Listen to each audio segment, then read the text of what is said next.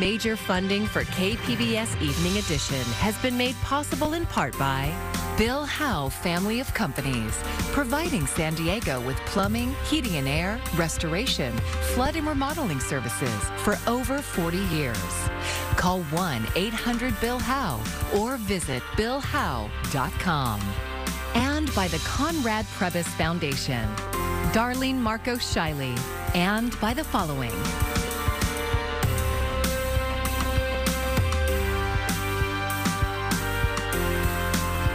And by viewers like you. Thank you. Good evening. It's Wednesday, April 13th. Thanks for joining us. I'm Amitha Sharma in for Maya Trabulsi. When a member of law enforcement in San Diego County kills someone in the line of duty, the agency they work for will no longer investigate the shooting. That change was announced this afternoon by the heads of all major police departments. KPBS reporter John Carroll is live at the county complex in Kearny Mesa with more. John?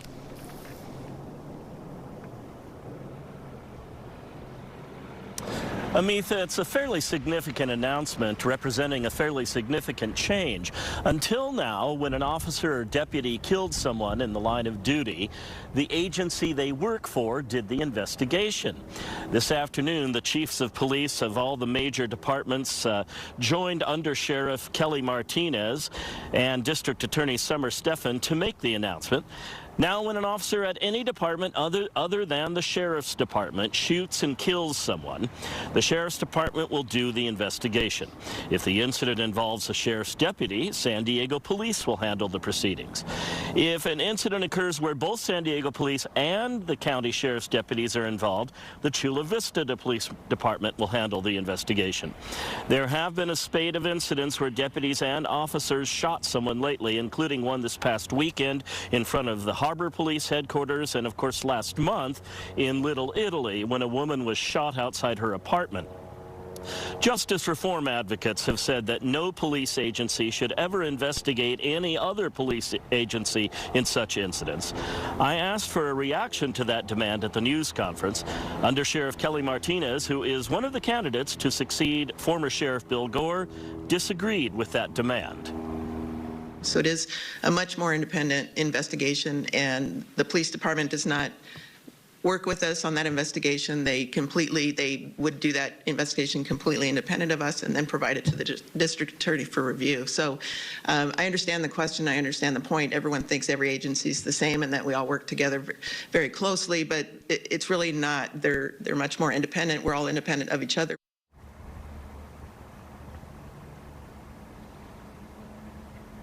Agencies can decline to be part of the agreement, but so far none have. Live at the county complex, John Carroll, KPBS News. John, before you go, I'm wondering, have you heard from any justice reform advocates about this latest news?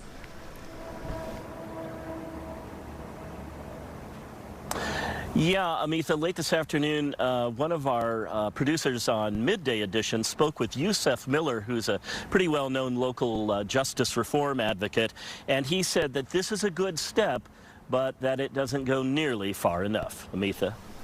Thank you, John. President Biden unveiled a multi-million-dollar security package to help Ukraine as its people fight for their lives. On the front lines, evacuation corridors are closed today, with leaders blaming Russia. Isabel Rosales is in Washington with a growing list of Moscow's alleged human rights and international law violations. Apparent video evidence. Russia may be using banned cluster munitions in Kharkiv. This is a violation of international law. Russians are using these because they don't pay any attention to these international rules.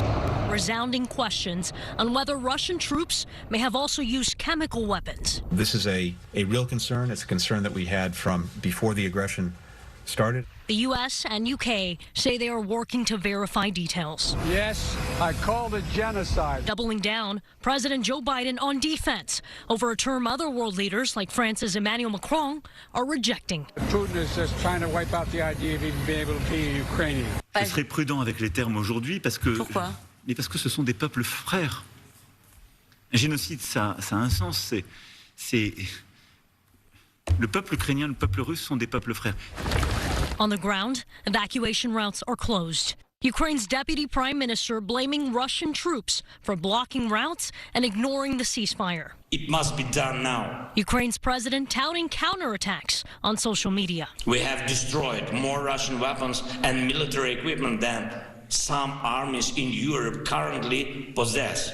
But he says it is not enough, asking for more weapons and supplies. Anything to repel Russian forces and stop their war crimes. In Washington, Isabel Rosales, KPBS News. As millions of people flee the war, pets are leaving too. Coming up on Evening Edition, how a local group is helping. The CDC is extending the COVID mask mandate for public transportation nationwide. In San Diego, that includes the airports and while riding buses and trolleys. All face coverings work to some degree, but experts say N95s offer the best protection. The extension comes as the CDC reports 85% of new cases in the U.S. are the more contagious BA2 Omicron subvariant. It's considered less severe than previous strains. Dr. Eric Topol from the Scripps Research Translational Institute in La Jolla expects to see some case increases here. We're in the midst of a national BA2 wave, which is being seen mostly in the Northeast right now. We will see some more. LA is certainly showing some more signs of it, but it doesn't look like it's going to be anything like we went through December and January, which was a monster wave and the worst wave of the whole pandemic. Topol says with many people taking at-home tests, it can be harder to know how many cases are actually in the community. The transportation mask mandate will continue through at least May 3rd. Climate advocates are giving the region mixed reviews when it comes to developing action plans. KPBS environment reporter Eric Anderson says that may cost the region access to government funding. More than half of the region's municipalities have climate action plans, and the latest report card singles out 3 examples of good ones. Escondido, Encinitas, and La Mesa all got high marks for their efforts to shrink the region's carbon footprint. The city of San Diego has ceded its spot at the top of the list, slipping to 5th. Because they aren't moving quickly enough. For many cities, the main struggle is the implementation and funding aspect. This is why we say we don't want a climate action plan that is just an aspirational document, right? We want a climate action plan that includes feasible measures, that includes a funding plan. The report card measured transportation, land use, and a clean economy. It also considered clean energy, food systems, and climate equity. Advocates say communities of color carry a heavier environmental burden than their more affluent neighbors, and that takes a toll. San Isidro is one of these communities that has to endure the exposure to higher levels of air pollution caused by freeways that surround and intersect our community. Almador says that leaves residents more vulnerable to the impacts of a changing climate. Climate advocates say San Diego must move quickly to a zero-carbon future if the region hopes to escape global warming's most serious outcomes. Eric Anderson, KPBS News. Homeless camps near Petco Park were cleared out today. City crews, San Diego police, and staff from the Alpha Project were in the East Village this morning, moving people and things. They also offered shelter and services. The city calls the clearing out outreach and abatement. It comes ahead of the Padres' home opener tomorrow. A homeless advocate told our media partner 10 News this happens anytime there's a big event at the stadium. Want to scoop people away from the ballpark so all of these visitors that come from all over the county won't see this horrific humanitarian crisis right under our noses. San Diego city officials say they are working to ensure the health and safety of the East Village in anticipation of a traffic increase in the area. San Diego is appealing a court ruling that blocks it from raising its hotel tax to fund an expansion of the convention center. At issue in the case is Measure C, which appeared on the March 2020 ballot. The city declared the measure approved with more than 65% of the vote. But opponents argue it needed a 2/3 majority, as voters were led to believe during the campaign. A judge ruled in favor of those opponents last month, but the city council voted Tuesday to take the case up with the State Court of Appeal. San Diego leaders have announced a plan that would create a San Diego Black Arts Culture District in the Encanto neighborhood. KPBS Speak City Heights reporter Jacob Ayer has the details. The San Diego Black Arts and Culture District would brand the Imperial Avenue area in San Diego's Encanto neighborhood as a Black cultural center. San Diego Council President Pro Tem Monica Montgomery Stepp says it would honor the hard work and contributions of the Black community. An arts district has the potential to help us attract more businesses, more cultural organizations, events, and tourism to this area, while not forgetting who we are and who got us there. The actual location of the district would be on Imperial Avenue between 61st and 69th Street, including Marie Widman Memorial Park. Dahan Blevins says community members have been trying to create a Black cultural district for 30 years. To where when I want to go affirm me and this and who we are and what we are and get a feeling of love and rejuvenation, now there's a place where we can go do that. When my family comes to visit from Atlanta and they say, hey, take us to the spot. Now we got a spot. California Secretary of State Shirley Weber represented California's 79th Assembly District for 9 years. She said the designation would create opportunities for a historically underserved community. To have bookstores, to have a store where you can go and buy cultural artifacts, where you can basically go and listen to lectures, all in one place, all with the energy that's there. It will teach our children who we are and why we are. The City Council's Economic Development Committee heard the proposal for the Black Arts and Culture District for the first time this afternoon. Jacob Ayer, KPBS News. There are growing calls for Customs and Border Protection to reduce wait times. The San Ysidro Chamber of Commerce sent a letter to CBP suggesting ways to make it happen. With wait times hours long, businesses say that means fewer customers and less sales and profit. Maria Espinoza works at her parents' business, Rosie's Fashion. Once making at least $500 daily in sales, they now make around $150. Some days, they don't make any sales at all. There's not a lot of people like that come from TJ. The TJ people are the ones that buy a lot. It's sad because like people, it feels like so lonely without them. The San Ysidro Chamber of Commerce suggested several ways to speed up border wait times, among them using more risk evaluation when inspecting people at the port, increasing the use of document readers in pedestrian lanes, and a more efficient procedure for cars that need secondary inspections. The Navy Pier parking lot along the Embarcadero will be turned into a 5-acre park. The USS Midway Museum and the Port of San Diego agreed to the funding terms yesterday. Early designs for Freedom Park show trees, walking paths, public bathrooms, and more. The port promises to pay $12 million to reinforce the pier support pilings. The Midway will pay $30 million to tear down the old headway house near the entrance and build the park. The plans also call for a new public parking space.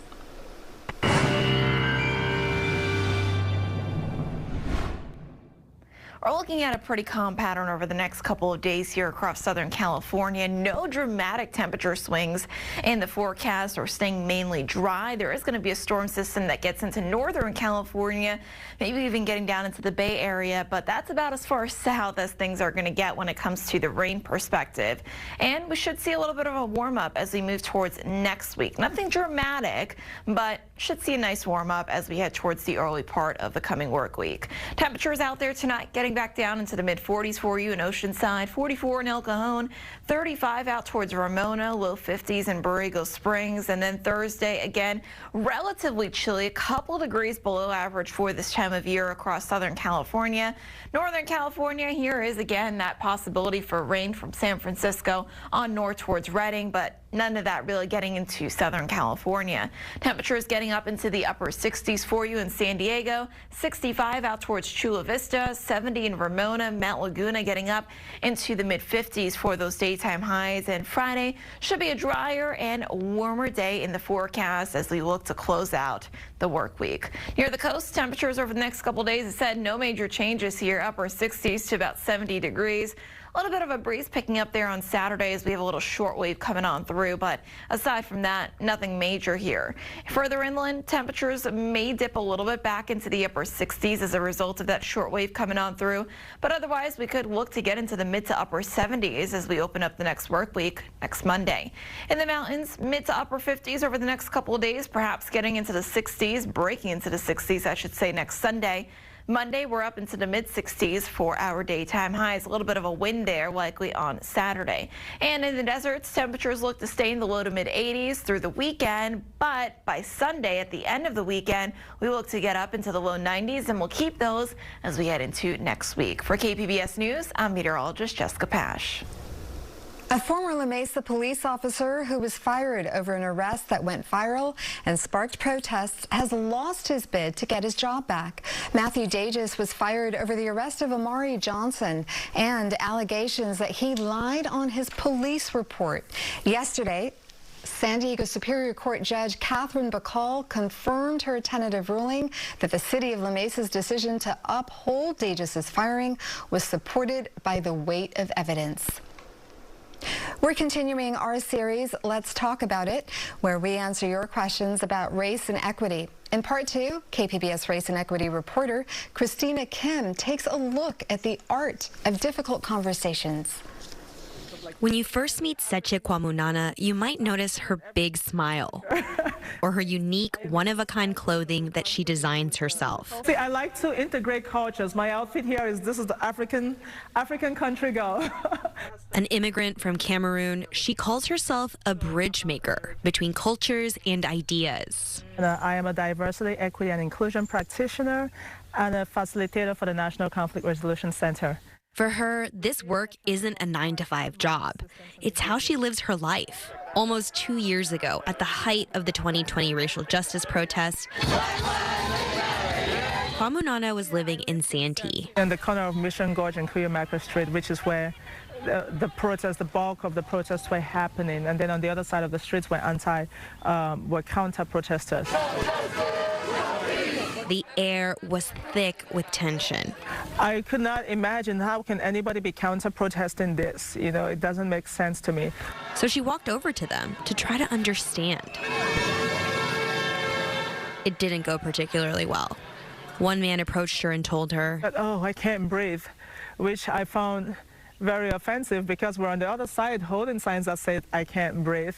She walked away, gathered herself, but then kept coming back, listening and also explaining her experiences as a Black woman. All this to say, Kwamunana knows how to have a tough conversation, which is what makes her the perfect person to answer this week's audience question.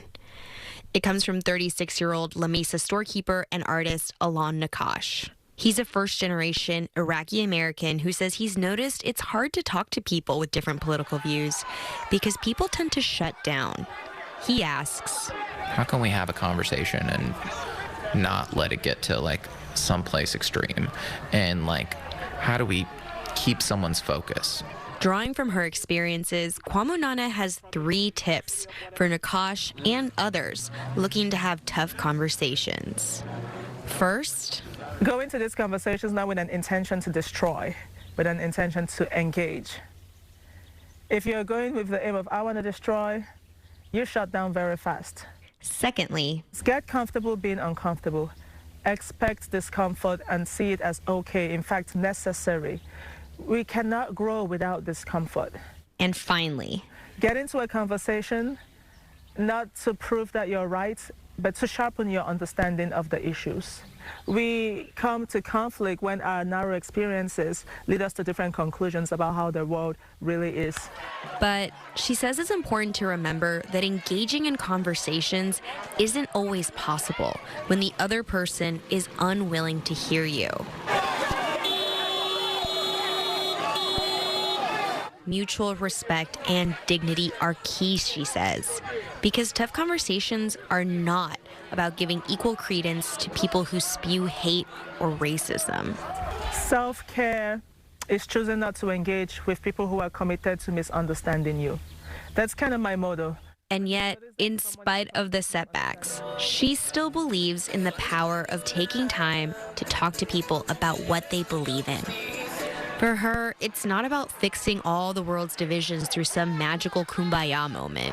It should not remain in conversations, right? We need them to move into actual actions. And not every conversation will lead to an action tomorrow, but I see them as sowing seeds. It's about taking the first step towards a more just and understanding world. Cristina Kim, KPBS News.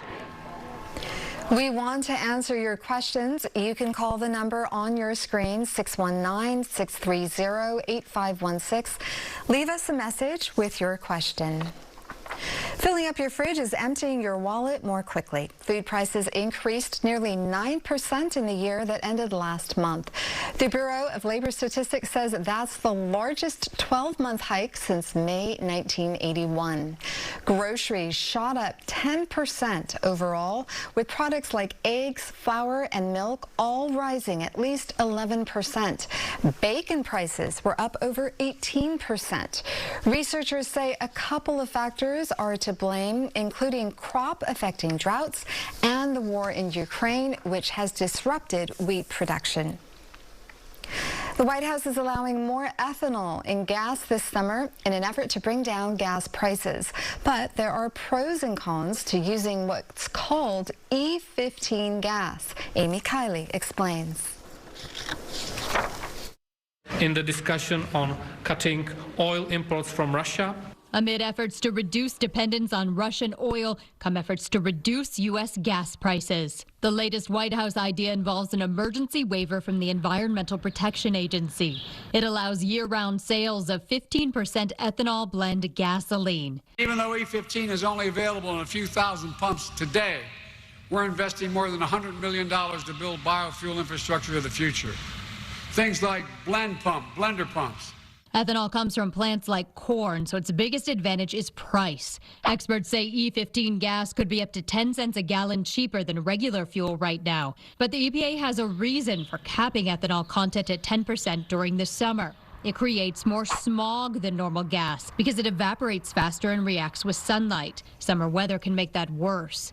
Ozone smog isn't just an environmental problem, it's also a health concern. It can cause breathing issues for groups such as seniors, people with respiratory issues, and outdoor workers. Some Republicans say broader action is needed to really lower gas prices. We can be energy independent again. The administration needs to take the shackles off of domestic production. One of the advantages of being vice president is I get to drive my own car again. One of the disadvantages is I get to pay for my own gas. I'm Amy Kiley reporting. How does a three-day weekend sound? A California proposal to shorten the work week is gaining traction.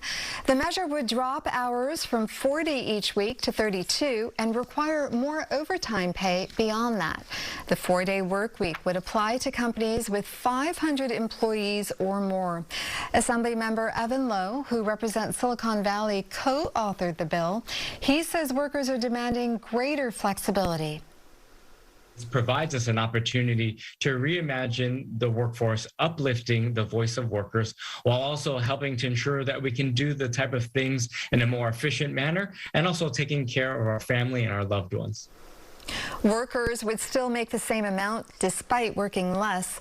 The California Chamber of Commerce says the proposal would be a job killer, making hiring more expensive. I'm Judy Woodruff. Tonight on the NewsHour, how additional weapons from the United States could help Ukraine defend itself against renewed Russian attacks. Coming up at 7 after Evening Edition on KPBS. The president of the San Diego Humane Society just got back from a trip to the border with Poland and Ukraine to care for pets. And as KPBS reporter Kitty Alvarado shows us, he hopes to return. What do you think, baby girl? Oh my God, you are sweet. It's a typical day for Dr. Gary Weitzman, veterinarian and president of the San Diego Humane Society. His mission is caring for pets and making sure they get a good home. What a good girl. Recently, that mission took him to Poland's border with Ukraine. There's a wonderful group. I am here with the little guy we found this morning, but he's doing really well. When he saw the images of people fleeing from war with their pets, he knew he had to help. And what we wanted to make sure was that they didn't have to lose the animals on top of their homes and everything else in their lives. Weitzman took medicine, medical supplies, and worked at a makeshift animal shelter set up in a tent. Here is all the animal services right here. His goal, to help as many pets as he could in 10 days. We did physical exams. We dried up soaking wet dogs and cats. We took care of birds that came in. We gave people food and leashes and coats and carriers. Saving this stray dog named Slava after the Ukrainian victory slogan was one of many small victories for the team. And we've named you Slava, which means glory, like Slava Ukraini. And you're doing okay, Slava? You doing good, boy? He wags his tail. He gives his paw now. Yeah. So this was a dog that was so scared we couldn't even get a leash on him earlier. He says he'll forever be haunted by the pets he couldn't help. That's the heartbreaking part. Many animals had to be left behind. Some had to be leashed to the border fence. Weitzman hopes to return, but won't soon forget those he comforted through helping their pets. I think what I did was very, very little with the scope of what's happening. The real heroes are the Ukrainian people. Kitty Alvarado, KPBS News. You can find tonight's stories on our website, kpbs.org. Thank you for joining us and have a great evening.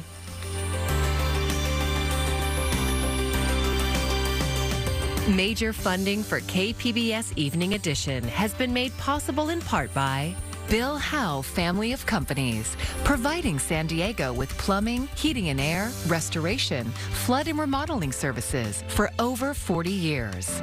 Call 1-800-BILL-HOWE or visit billhowe.com. And by the Conrad Prebys Foundation, Darlene Marcos Shiley.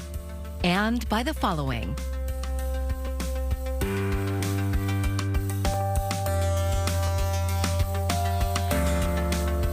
And by viewers like you. Thank you.